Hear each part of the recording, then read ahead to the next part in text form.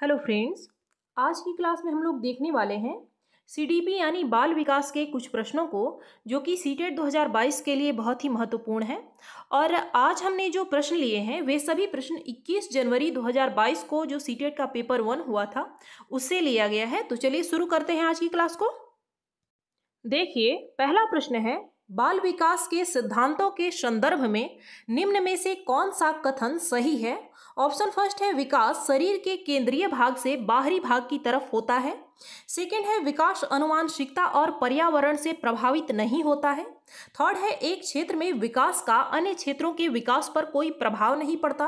और फोर्थ है, विकास पूर्णतः संख्यात्मक है और इसे सटीक रूप से मापा जा सकता है। तो देखिए, इसका जो सही आंसर हो जाएगा वो है ऑप्शन फर्स्ट, विकास जो होता है वो शरीर के केंद्रीय भाग से बाहर की तरफ होता है और यह दोनों से ही प्रभावित होता है, आनुवंशिकता और पर्यावरण से। साथ ही अगर विकास का एक क्षेत्र प्रभावित है तो अन्य क्षेत्रों पर भी प्रभाव पड़ता है और यह संख्यात्मक नहीं है बल्कि गुणात्मक भी है और इसे सटीक रूप से नहीं मापा जा सकता है। दूसरा प्रश्न है, बच्चों में भाषा विकास किससे प्रभावित होता है। ऑप्शन फर्स्ट है, केवल आनुवंशिकता से। सेकंड है, केवल पर्यावरण से।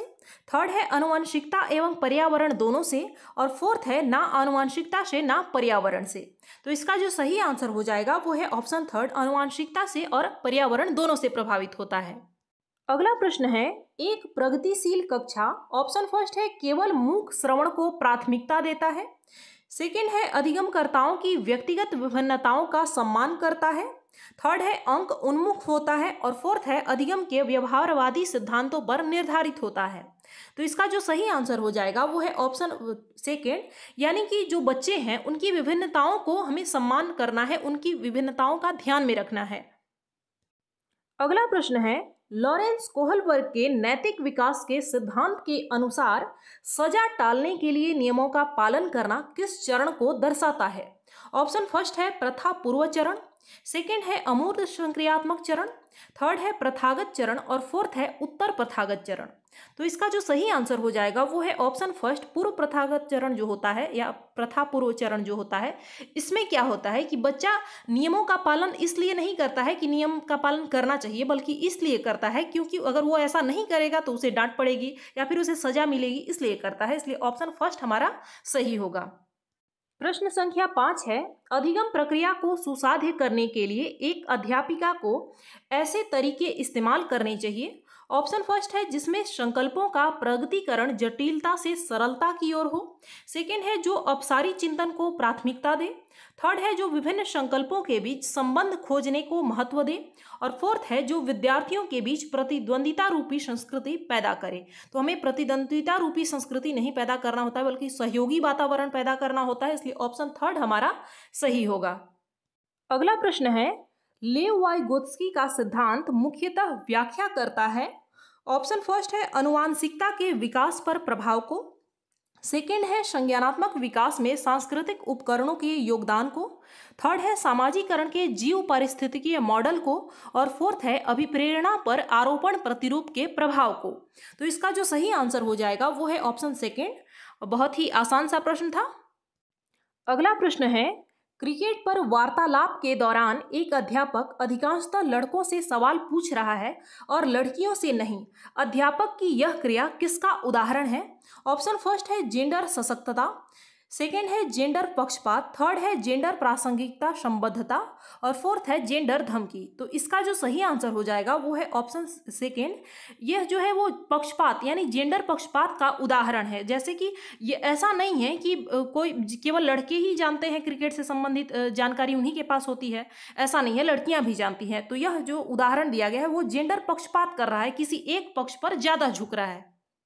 अगला प्रश्न है, बाल केंद्रित कक्षा में एक अध्यापिका किसको महत्व देती है।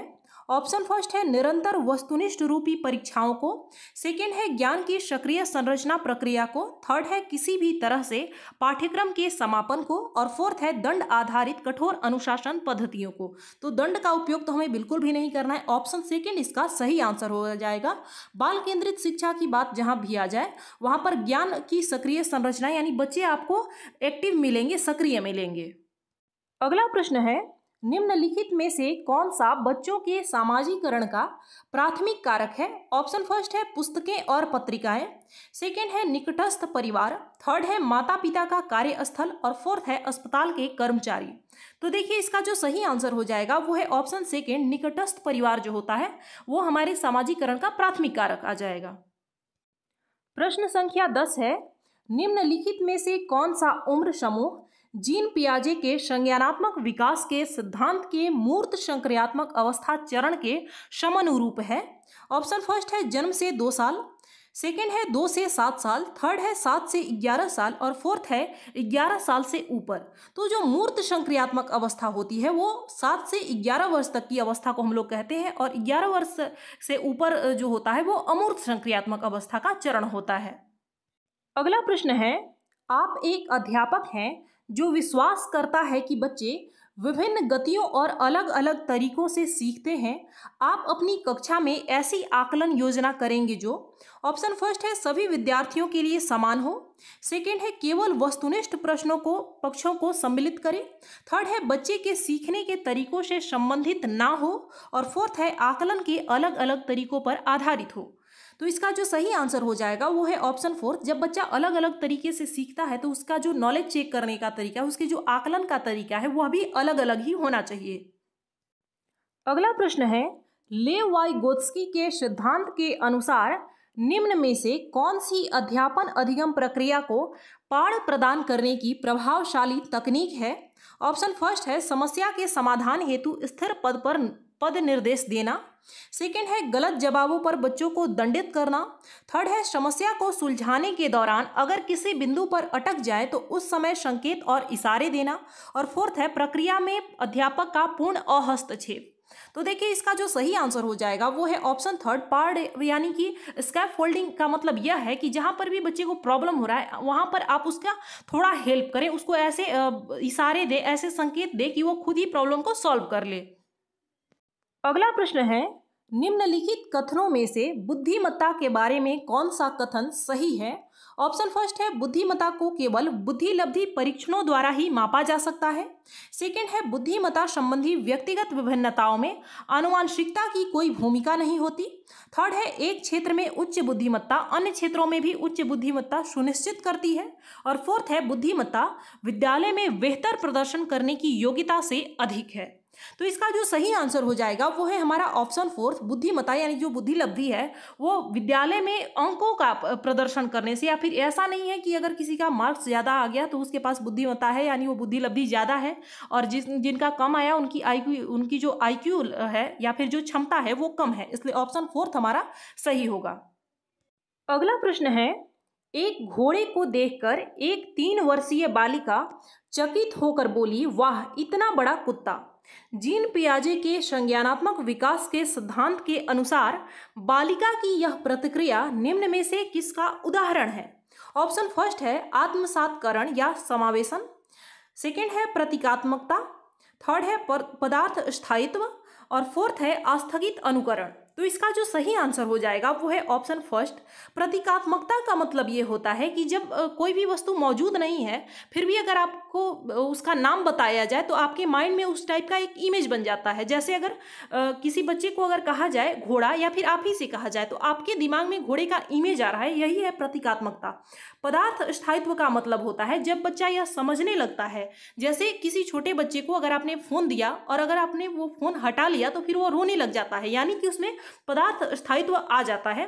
फोर्थ है आस्थगित अनुकरण, यानी बच्चा जब घर में किसी भी चीज को देखता है या फिर किसी भी लोग को देखता है कोई एक विशेष कार्य करते हुए, जैसे आप चाय बना रही हैं, जैसे कोई महिला है खाना पका रही है तो उसने ऐसा करते हुए देखा अपनी माँ को और उसके बाद उसने तुरंत उसका अनुकरण नहीं किया, लेकिन बाद में किसी खिलौने के साथ वो ऐसा ही कर रहा है या फिर ऐसा प्रदर्शित कर रहा है कि वह भी खाना पका रहा है या फिर चाय बना रहा है। तो यह क्या है? आस्थगित अनुकरण है, यानी कि वो तुरंत से अनुकरण नहीं कर रहा है बल्कि बाद में उसको प्रदर्शित कर रहा है। तो इसका जो सही आंसर हो जाएगा वो है हमारा ऑप्शन फर्स्ट। प्रश्न संख्या 15 है, भाषा एवं विचार पर लेव-वाइगोत्स्की क्या सुझाते हैं? ऑप्शन फर्स्ट है भाषा संज्ञानात्मक विकास को निर्देशित करती है, सेकंड है संज्ञानात्मक विकास भाषा को निर्देशित करती है। थर्ड है भाषा और संज्ञान में कोई संबंध नहीं है। और फोर्थ है संज्ञान भाषा से स्वतंत्र है। तो इसका जो सही आंसर हो जाएगा वो है ऑप्शन फर्स्ट। लेव वाइगोत्स्की का विचार था कि भाषा जो है वो संज्ञानात्मक विकास को निर्देशित करती है, जबकि जीन पियाजे का जो कथन था, जो विचार था, वो ये था कि संज्ञानात्मक विकास जो है वो भाषा को निर्देशित करती है। तो इसमें कंफ्यूज नहीं होना है, याद रखेंगे इस चीज को। अगला प्रश्न है बच्चों में सृजनात्मकता को किस प्रकार सुसाधित किया जा सकता है। ऑप्शन फर्स्ट है अन्वेषण को प्रोत्साहित करके। सेकंड है अध्यापक केंद्रित शिक्षा शास्त्र द्वारा। थर्ड है लगातार अभ्यास और दोहराकर। फोर्थ है केवल अनुकरण द्वारा। तो इसका जो सही आंसर हो जाएगा वो है ऑप्शन फर्स्ट। अगला प्रश्न है गुणज वैकल्य सीधे तौर पर निम्न में से किससे संबंधित है। ऑप्शन फर्स्ट है गति विषयक अशक्तता से। सेकंड है दूसरों के प्रेरक इरादों को समझने में प्रवाहिता से। थर्ड है सांगीतिक योग्यता से। और फोर्थ है गणितीय संकल्पों के अधिगम से में कठिनता से। तो इसका जो सही आंसर हो जाएगा वो है ऑप्शन फोर्थ। गुणज वैकल्य यानी कि जो डिस्कैलकुलिया होता है, इसमें क्या होता है कि बच्चों को मैथ से संबंधित प्रॉब्लम को सॉल्व करने में समस्या होती है। अगला प्रश्न है शिक्षा का अधिकार अधिनियम 2009 के अंतर्गत निजी विद्यालयों में आर्थिक रूप से कमजोर वर्ग के विद्यार्थियों के दाखिले हेतु सीटों का आरक्षण का प्रावधान है। इन छात्रों के सफल समावेशन हेतु एक अध्यापक को किस तरह के शिक्षा शास्त्र का इस्तेमाल करना चाहिए। ऑप्शन फर्स्ट है भेदभावात्मक। सेकंड है अलगावात्मक। थर्ड है साम्यता पर आधारित। और फोर्थ है समानता पर आधारित। तो देखिए इसका जो सही आंसर हो जाएगा वो है ऑप्शन थर्ड, साम्यता पर आधारित होना चाहिए। अगर यहाँ पर ऑप्शन थर्ड में साम्यता पर आधारित नहीं होता तो फिर हमारा ऑप्शन फोर्थ सही हो जाता। लेकिन साम्यता का मतलब है कि बच्चों की जरूरत के हिसाब से, जिन बच्चों को जैसी जरूरत है उसके हिसाब से अगर आप शिक्षण कर रहे हैं तो यह साम्यता है। और समानता क्या है कि सभी को एक समान अगर आप शिक्षा प्रदान कर रहे हैं तो वह समानता पर आधारित हो गया। लेकिन वर्तमान में साम्यता की आवश्यकता है, क्योंकि समावेशी शिक्षा में क्या होता है कि उसमें अलग अलग क्षमता वाले बालक होते हैं। और अगर हम सबों को एक समान ही पढ़ाएंगे तो जो बच्चे जो थोड़े जिन्हें परेशानी है, जिन्हें अधिगम क्षमता जो है वो कम है, तो उन्हें प्रॉब्लम होगा। इसलिए ऑप्शन थर्ड हमारा सही होगा। अगला प्रश्न है एक समावेशी कक्षा में सूचना को किस तरह से प्रस्तुत करना चाहिए। ऑप्शन फर्स्ट है केवल शाब्दिक रूप में। सेकंड है केवल दृश्य रूप में। थर्ड है केवल मौखिक रूप में। और फोर्थ है बहुल रूप में। तो इसका जो सही आंसर हो जाएगा वो है ऑप्शन फोर्थ, बहुल रूप में। यानी मौखिक भी हो सकता है, दृश्य भी हो सकता है, शाब्दिक भी हो सकता है। प्रश्न संख्या 20 है शिक्षा की समकालीन नीतियों के अनुसार दिव्यांग बच्चों की शिक्षा के लिए कौन सा मॉडल सुझाया गया है। ऑप्शन फर्स्ट है केवल व्यावसायिक शिक्षा। सेकंड है समावेशी शिक्षा। थर्ड है अलगावी शिक्षा। और फोर्थ है सम्मिलित एकीकृत शिक्षा। तो इसका जो सही आंसर हो जाएगा वो है ऑप्शन सेकेंड। वर्तमान में जो शिक्षा है वह क्या है, समावेशी शिक्षा पर आधारित है। अगला प्रश्न है अधिगम प्रक्रिया के बारे में निम्नलिखित में से कौन सा कथन गलत है। ऑप्शन फर्स्ट है अधिगम एक निरंतर प्रक्रिया है। सेकंड है अधिगम प्रक्रिया में त्रुटियां और गलतियां अप्रासंगिक है। थर्ड है अधिगम व्यक्तिगत एवं पर्यावरणीय कारकों पर आधारित है। फोर्थ है अधिगम चक्रीय रूप से होता है, अनुरेखीय रूप से नहीं। तो इसका जो सही आंसर हो जाएगा वो है ऑप्शन सेकेंड, यानी अधिगम प्रक्रिया में त्रुटियां और जो गलतियां होती हैं वो बहुत ही महत्वपूर्ण होती हैं, यह अप्रासंगिक नहीं है। और हमसे पूछ रहा था कि कौन सा कथन गलत है, तो ऑप्शन सेकेंड हमारा सही हो जाएगा। अगला प्रश्न है बच्चे को बारंबार यह बोलने से कि वह अधिगम के लिए योग्य नहीं है किस संभावना को बढ़ावा देता है। ऑप्शन फर्स्ट है बच्चे अधिगम के प्रति अनुत्प्रेरित या निष्प्रेरित हो जाएगा। सेकंड है अधिगम की गति में तेजी आ जाएगी। थर्ड है बच्चा अधिगम के प्रति अभिप्रेरित हो जाएगा। और फोर्थ है बच्चे के अधिगम पर कोई प्रभाव नहीं पड़ेगा। तो इसका जो सही आंसर हो जाएगा वो है ऑप्शन फर्स्ट। अगर आप किसी बच्चे को बार बार यह बोल रहे हैं कि तुम तो नहीं सीख सकते हो, तुम नहीं पढ़ सकते हो, तुम्हारे अंदर यह क्षमता ही नहीं है, तो बच्चा क्या होगा, सीखने के प्रति जो होता है वो निष्प्रेरित हो जाएगा। उसमें मोटिवेशन नहीं आएगा, मोटिवेट वो वाला नहीं रहेगा कि मतलब मैं सीख सकता हूँ, उसमें लगेगा कि नहीं मैं सच में नहीं सीख सकता। इसलिए ऑप्शन फर्स्ट हमारा सही हो जाएगा। अगला प्रश्न है समस्या समाधान कौशल को किस प्रकार बढ़ाया जा सकता है। ऑप्शन फर्स्ट है उपकरणों सामग्रियों के परंपरागत इस्तेमाल पर ध्यान देकर।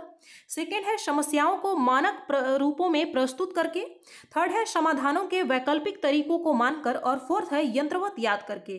तो जहाँ कई बार याद करने वाली बात आती है वो ऑप्शन हमारा गलत होता है।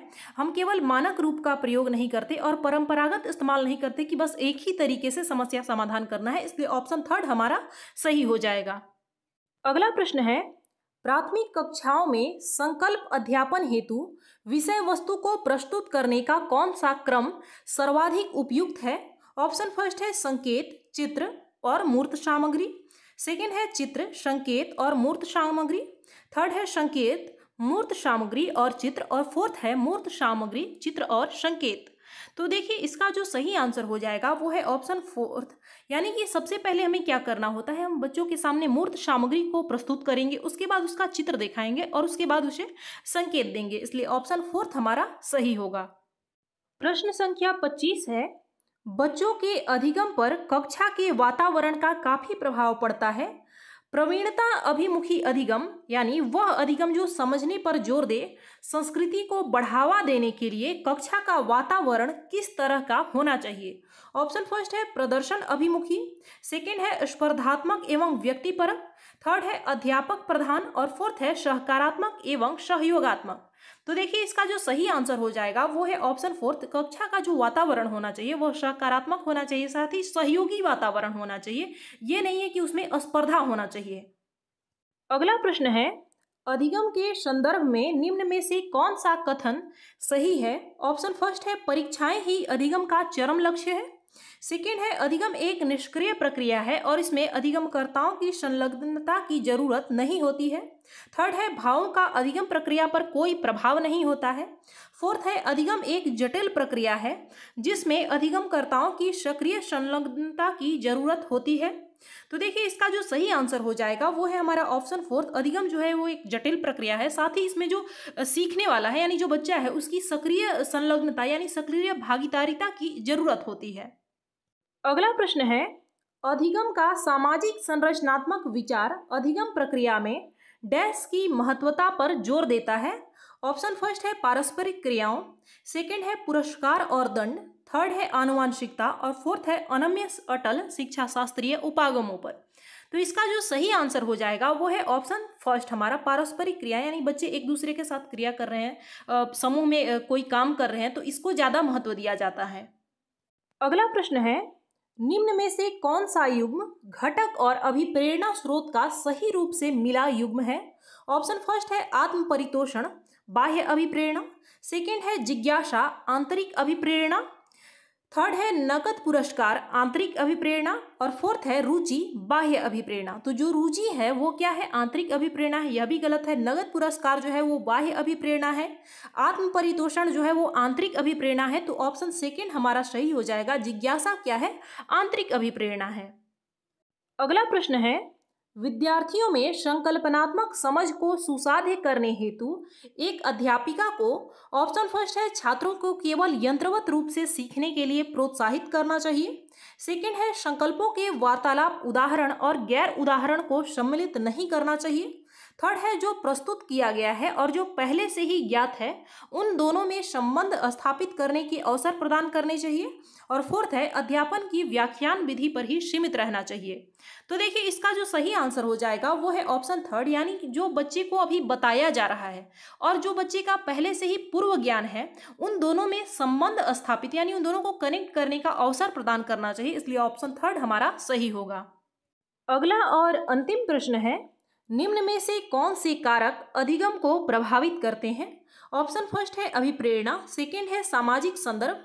थर्ड है संवेग। और फोर्थ है शिक्षा शास्त्रीय उपागम। तो देखिए इसका जो सही आंसर हो जाएगा वो है ऑप्शन फोर्थ, यानी ये जो चारों ऑप्शन है यह सभी अधिगम को प्रभावित करते हैं। तो फ्रेंड्स ये थे आपके 30 प्रश्न और इनमें से आपने कितना सही किया आप हमें कमेंट करके बताएं। मिलते हैं अगली क्लास में। धन्यवाद।